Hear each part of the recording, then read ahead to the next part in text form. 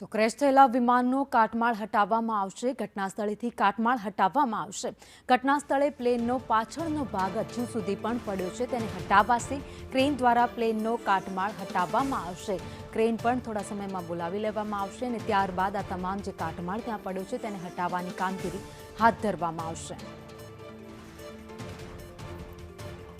તો હાલમાં તપાસ એજન્સીઓ ત્યાં પહોંચી ગઈ છે, તપાસ કરી રહી છે। એફએસએલની ટીમ પણ ત્યાં ગઈ હતી। અત્યારે એફએસએલની ટીમે પણ સેમ્પલ લીધા હતા।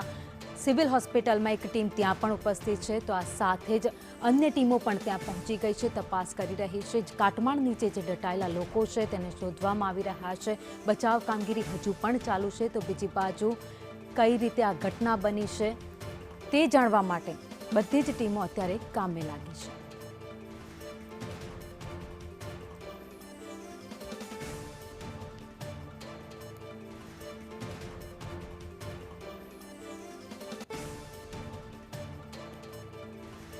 અમદાવાદ વિમાન દુર્ઘટના, જેમાં અત્યાર સુધીમાં 274 લોકોના મોતનો આંકડો સરકાર તરફથી સત્તાવાર જાહેર કરવામાં આવ્યો છે।